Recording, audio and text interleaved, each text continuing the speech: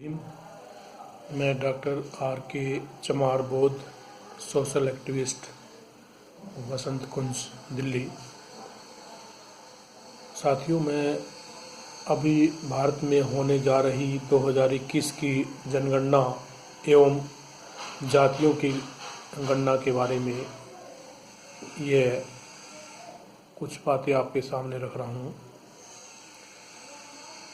ये बड़ी विडंबना है कि भारत में आज़ादी के 74 साल बाद भी सभी को जाति के आधार पर सम्मान नहीं मिलता है, और ये हम लोगों ने ही अपनी नालायकी एवं अशिक्षा व अंधविश्वास के कारण से बनाया हुआ है। जैसे कि मूल निवासी बहुजन समाज के जो लोग हैं वो अपनी जातियों को छुपाते हैं और अपने गोत्रों को छुपाते हैं, जबकि दूसरों की जातियों के पीछे जी और साहब लगाते हैं और उनको मान सम्मान देते हैं। और ये जो बीमारी है, ये मैं समझता हूँ कि भारत के जो पढ़े लिखे लोग हैं, आईएएस ऑफिसर हैं, नेता हैं, प्रोफेसर हैं, डॉक्टर हैं, उन सबको लगी हुई है कि जो दूसरी की जातियों के पीछे जी और साहब लगाना और अपनी जातियों को छुपाना और लुकाना, ये ऐसा नहीं होना चाहिए। गर्व से कहो कि हम चमार साहब हैं, चूड़ा साहब हैं, कुम्हार साहब हैं, लोहार साहब हैं, तेली जी हैं, धोबी जी हैं इत्यादि, अपने आप को गर्व से कहो।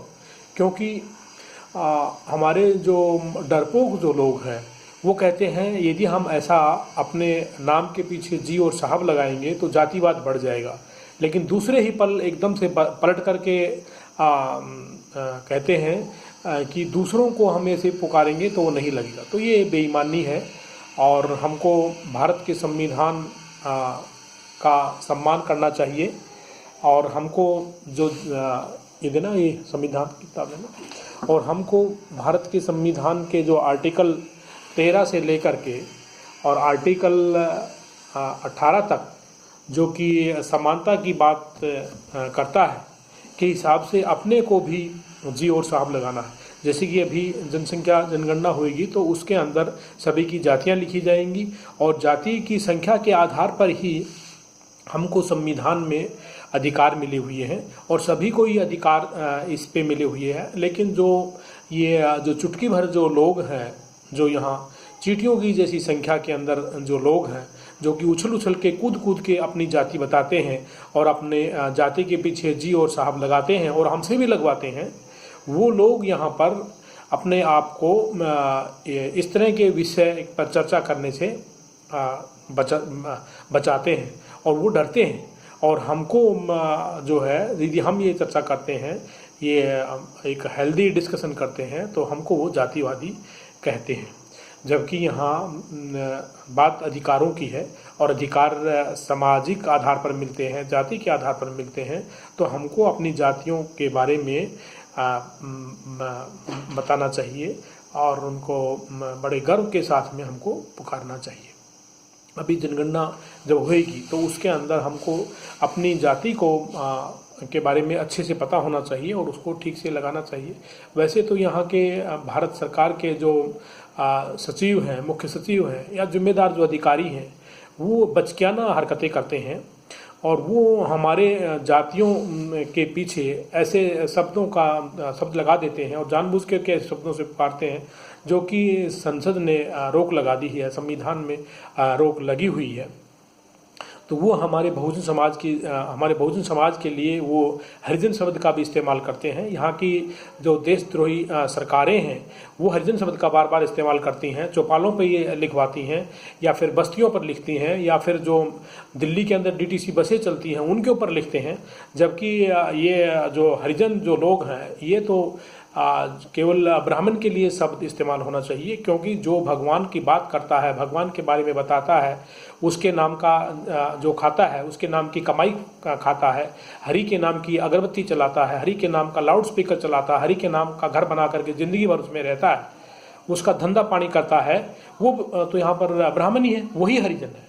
लेकिन ये जो बदमाश जो लोग हैं इस देश के अंदर, भारतवर्ष के अंदर 2021 के अंदर भी वो ये इस तरह की गुस्ताखी करते हैं। तो ऐसे लोगों से सावधान रहने की ज़रूरत है। जब वो हमारे नाम को नहीं पुकारते हैं कि हम चमार साहब हैं, चूड़ा साहब हैं, हम यहाँ वाल्मीकि जी हैं, धोबी जी, तेली जी हैं, ऐसे नहीं पुकारते हैं, तो हमें भी उनकी जाति को नहीं पुकारना चाहिए। हमें उनको RK जी, PK जी, TK जी, CK जी ही कहना चाहिए। ये यहाँ पर हमको बड़े साहस के साथ में करना होगा, तभी जा कर के ऐसे जो दोगले चरित्र के, गिरगिटी चरित्र के जो लोग हैं उनके होश ठिकाने आएंगे। और हम लोगों को प्राउड से अपनी जाति को पुकारने की ज़रूरत है। तो इसमें हमको बिल्कुल भी हेजिटेट नहीं होना है, क्योंकि यहाँ जो ब्राह्मण जो बदमाश है वो यहाँ पर अल्पजन और जो बहुजन का शब्द जो है वो यहाँ पर हिंदू और नॉन हिंदू के रूप में गढ़े हुए है। और यहाँ पर जो हमारे ही समाज से जो जाति के डर से जो लोग मुस्लिम बने हैं, ईसाई बने हैं और बुद्धिस्ट बने हैं, सिख बने हैं, उनके साथ में, उनके अधिकारों के साथ में भी खिलवाड़ करता है। तो हम लोगों को भारत के अंदर जो 6743 जो जातियाँ हैं, उन जातियों को हमें ये जो ये पंचशील का जो ध्वज है, इसके नीचे हमें इकट्ठा होना है और ध्रुवीकृत होना है, अपने आप पर गर्व करना है और अपने अधिकारों को प्राप्त करना है। और हमें इसमें किसी भी तरह से पीछे नहीं रहना है। तो मैंने आपको कुछ बहुत इम्पोर्टेंट बातें बताई है जो कि यहाँ पर आपके ज्ञान चक्षु को खोलेंगी। आप इस पर विचार करें कि जब बराबरी का अधिकार मिला है तो हमें सभी को मिला है। जब भारत के प्रधानमंत्री को भी जाति लगाने का जो राइट मिला है वो संविधान से मिला है, अगर नहीं मिला है तो संविधान से नहीं मिला है। और हमें भी उसी संविधान से बराबरी का अधिकार मिला है।